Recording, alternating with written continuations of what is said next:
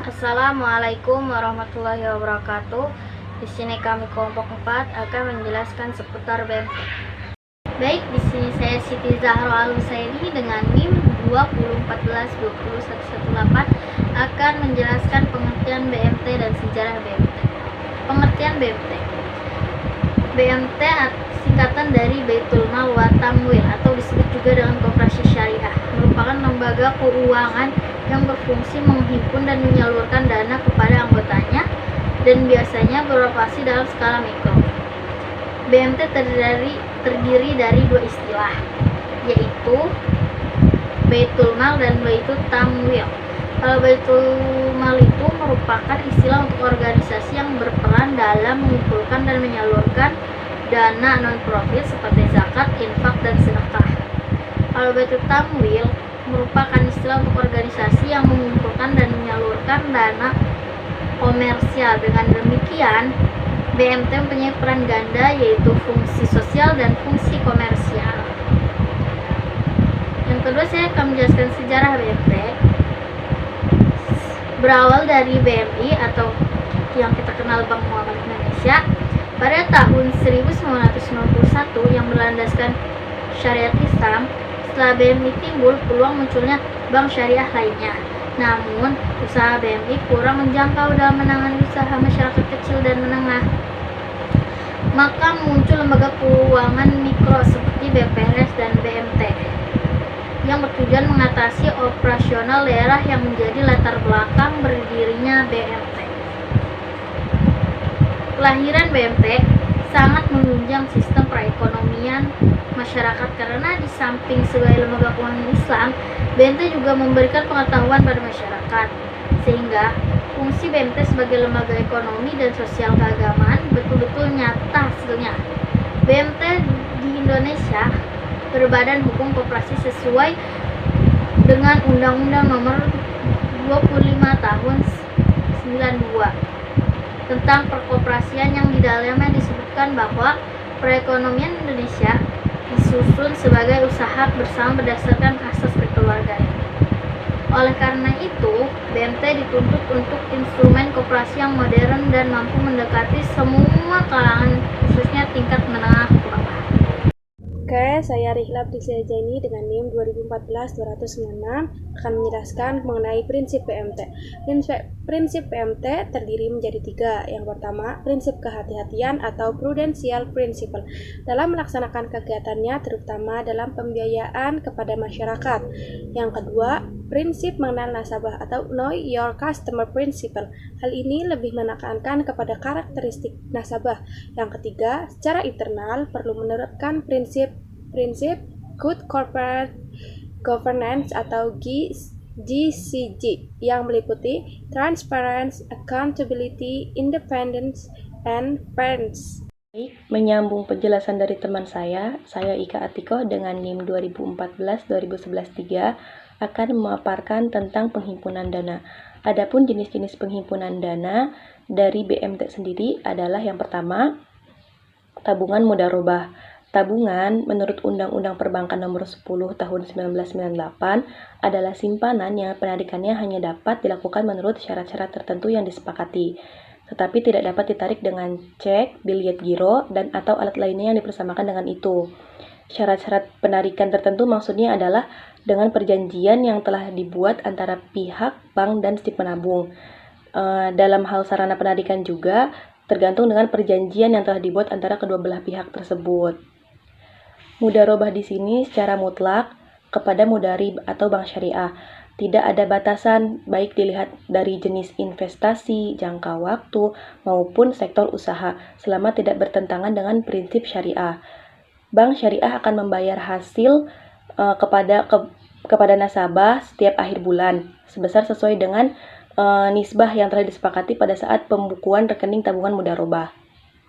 Bagi hasil yang diterima oleh nasabah pun selalu berubah pada setiap akhir bulan, sesuai dengan adanya fluktuasi dari perbankan syariah maupun si nasabah.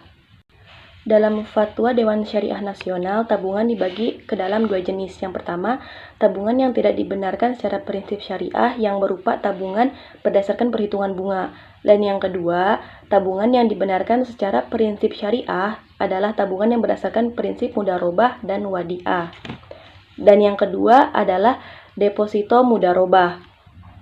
Deposito menurut Undang-Undang Perbankan Syariah Nomor 21 Tahun 2008 adalah investasi dana berdasarkan akad mudharobah atau akad lainnya yang tidak bertentangan dengan prinsip syariah, yang penarikannya hanya dapat dilakukan pada waktu tertentu berdasarkan akad antara penabung dan pihak bank syariah dan atau unit usaha syariah atau UUS.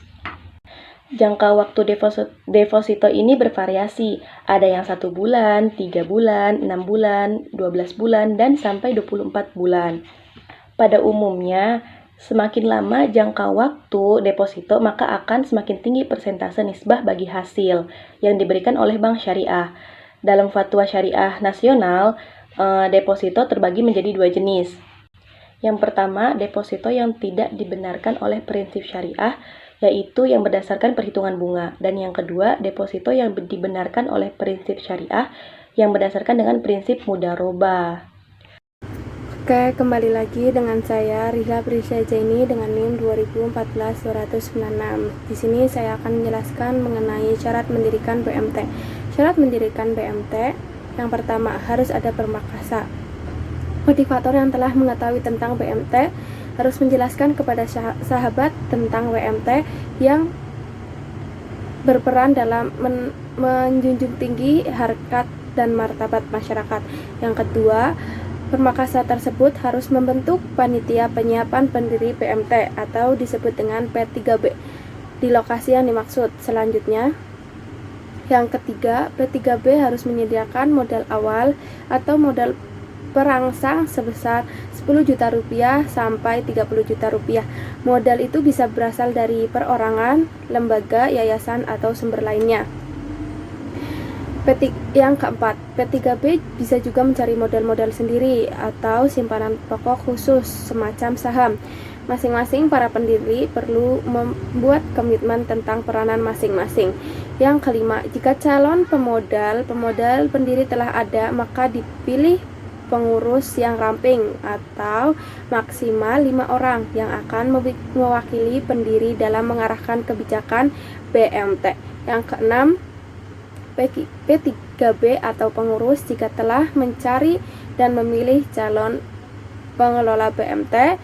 Yang ketujuh, harus menyiapkan legalitas hukum dengan menghubungi kepala kantor atau dinas koperasi dan pembinaan usaha kecil di ibu kota, kabupaten, atau kota. Yang ke-8, melatih calon pengelola. Sebaiknya juga diikuti oleh salah satu pengurus dengan menghubungi Pinbook. Yang ke-9, melaksanakan persiapan sarana kantor dan berkas administrasi yang harus diperlukan. Yang ke-10, modal awal. BMT berasal dari modal para pendiri. Namun, sejak awal anggota pendiri BMT atau harus terdiri dari minimal 20 orang yang mereka secara real memberikan peran partisipasinya. Masyarakat yang bersedia menjadi anggota BMT harus menyetorkan simpanan pokok sebesar 1 juta rupiah per anggota. Yang ke-11, BMT didirikan dalam bentuk koperasi jasa keuangan syariah atau disebut dengan KJKS atau unit jasa keuangan syariah atau disebut UJKS. Bila menginduk kepada koperasi serba usaha BMT dapat didirikan dan dikembangkan dengan suatu proses legalitas hukum yang bertahap. Yang ke-12 atau yang terakhir, organisasi BMT yang paling sederhana harus terdiri dari rapat anggota, badan pengawas syariah, badan pengurus, badan pengelola. Baiklah, saya Cynthia Robert dengan NIM 2014-20117. Di sini saya akan menjelaskan mengenai salah satu contoh BMT yang ada di Indonesia. Di sini saya akan menjelaskan tentang BMT Mandiri Sejahtera Jawa Timur. Sebelum ke produk dan struktur organisasi dari BMT Mandiri Sejahtera Jawa Timur ini, saya akan menjelaskan tentang bagaimana berdirinya dari BMT Mandiri Sejahtera Jawa Timur. Koperasi BMT Mandiri Sejahtera Jawa Timur dengan nama pendiri Koperasi BMT Kube Sejahtera Unit 023 berdiri pada tanggal 3 April 2005 yang merupakan lembaga keuangan syariah yang menggabungkan dua bidang keuangan, yaitu bidang Baitul Mal dan bidang Tamwil dengan modal awal 125 juta hibah Depsos, dan pada tahun 25 ada tambahan modal 20 juta rupiah dari pendiri yang disalurkan kepada 10 kube atau kelompok usaha bersama yang memiliki 38 anggota di awal berdirinya. Baiklah, selanjutnya adalah produk dari BMT Mandiri Sejahtera Jawa Timur, yaitu ada simpanan, pembiayaan haji dan umroh, dan jasa.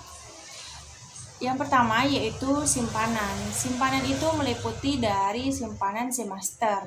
Simpanan semester ini menggunakan akad wadiah atau dana simpanan anggota dikelola oleh BMT dengan menggunakan akad sesuai syariah dan anggota bisa memperoleh bonus. Dan yang kedua, simpanan simpaham. Dia ini menggunakan akad wadiah atau dana simpanan anggota yang dikelola oleh BMT dengan menggunakan akad sesuai syariah dan anggota bisa memperoleh bonus. Yang ketiga yaitu simpanan simjaka atau simpanan berjangka, menggunakan akad mudoroba atau simpanan yang hanya bisa diambil sesuai dengan kesepakatan dan memperoleh bagi hasil dengan nisbah yang telah disepakati di awal. Selanjutnya yaitu simpanan kurban. Simpanan kurban ini menggunakan akad wadiah atau dana simpanan anggota dikelola oleh BMT dengan menggunakan akad sesuai syariah dan anggota bisa memperoleh bonus. Simpanan umroh yaitu simpanan yang menggunakan akad wadiah atau dana simpanan anggota yang dikelola oleh BMT dan menggunakan akad sesuai syariah dan anggota bisa memperoleh bonus. Dan yang terakhir yaitu simpanan lembaga. Ia pun juga menggunakan akad wadiah. Dan yang kedua, produk yang kedua yaitu pembiayaan yang meliputi mudoroba atau kerjasama mitra usaha dan investasi. Yang kedua, musyarakah atau kerja sama modal usaha. Yang ketiga, mudoroba atau jual beli pembayaran tangguh, rahun dan hiwalah. Pembiayaan haji dan umroh. Dan yang keempat, produk jasa. Produk jasa meliputi biaya finance, transfer uang antar bank dari dalam luar negeri, baik BRI, BNI, BSM, BCA Syariah, dan Bank Jatim Syariah, pembayaran listrik, perpanjang STNK, dan pajak kendaraan. Tidak perlu jauh datang ke Samsat karena di KSPPS BMT Mandiri Sejahtera juga melayani perpanjangan STNK, pajak maupun mutasi kendaraan. Baiklah, selanjutnya adalah struktur organisasi dari BMT Mandiri Sejahtera Jawa Timur. Ini dia struktur organisasinya, bisa kita lihat bersama-sama. Baik, melanjutkan penjelasan dari teman saya Ika Atikoh dengan NIM 2014-2011-3. Di sini saya akan menyampaikan tentang kendala dan strategi pada BMT. Untuk kendala, meskipun BMT memiliki celah pasar yang dapat dimanfaatkan untuk mengembangkan usahanya, namun ada beberapa permasalahan atau kendala yang perlu diselesaikan. Di antaranya yang pertama, kurangnya dalam permodalan merupakan permasalahan utama yang dihadapi oleh BMT. Yang kedua, sistem pengawasan yang dilakukan oleh otoritas pengawas koperasi yang masih sangat lemah.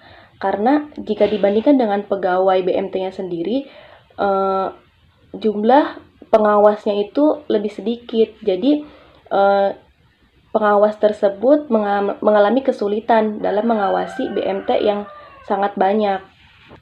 Yang ketiga, terbatasnya jumlah tenaga kerja yang memiliki kompetensi di bidang perkoperasian syariah yang baik. Dan yang keempat, peran sebagai baitul mal atau peran penitipan dana zakat, infak, dan sedekah yang masih sangat rendah jika dibandingkan dengan baitul tanwil atau kegiatan usaha komersialnya. Rata-rata baitul mal hanya sebesar 5% dari seluruh kegiatan usaha BMT. Oke, setelah ada kendala, tentunya harus ada strategi untuk menyelesaikan kendala tersebut. Jadi, Adapun strategi yang dilakukan oleh BMT untuk meningkatkan perannya dalam perekonomian sehingga memiliki daya saing pada sektor jasa keuangan. Yang pertama yaitu meningkatkan kemampuan SDM di bidang koperasi dan UMKM melalui diklat, pelatihan dan pengembangan. Yang kedua, meningkatkan penguatan manajemen usaha koperasi, khususnya dalam hal standar prosedur dan kesehatan koperasi. Yang ketiga, melakukan edukasi kepada masyarakat terkait lembaga keuangan syariah, khususnya BMT. Dan yang keempat, yaitu bekerja sama dengan para tokoh masyarakat untuk mensosialisasikan BMT sebagai sumber pembiayaan yang aman, amanah, dan bebas dari riba. Dan yang kelima, memperkuat permodalan melalui wakaf yang disalurkan melalui BMT dengan melibatkan pemuka agama maupun otoritas untuk mendorong masyarakat menyalurkan zakat, infak, sedekah, dan hal lainnya melalui BMT. Dari kelima strategi ini, tentunya BMT memerlukan bantuan atau dukungan dari pemerintah dan otoritas terkait untuk menyelesaikan permasalahan-permasalahan yang tidak bisa BMT sendiri kendalikan. Dukungan pertama oleh pemerintah yaitu dengan bekerja sama dengan universitas untuk menyiapkan SDM yang memiliki kompetensi di bidang jasa keuangan syariah yang handal. Jadi, dari kendala dan strategi yang saya jelaskan, kita sudah tahu ya teman-teman, tentunya dalam setiap kendala pasti harus ada solusi untuk menyelesaikannya atau strategi untuk menyelesaikannya. Cukup. Mungkin hanya itu yang dapat kelompok kami sampaikan. Jika ada kesalahan, kekurangan, dan ketidakfahaman kami atau ketidakjelasan dalam memaparkan materinya, mohon dimaafkan. Wabillahi taufiq wal hidayah. Wassalamualaikum warahmatullahi wabarakatuh.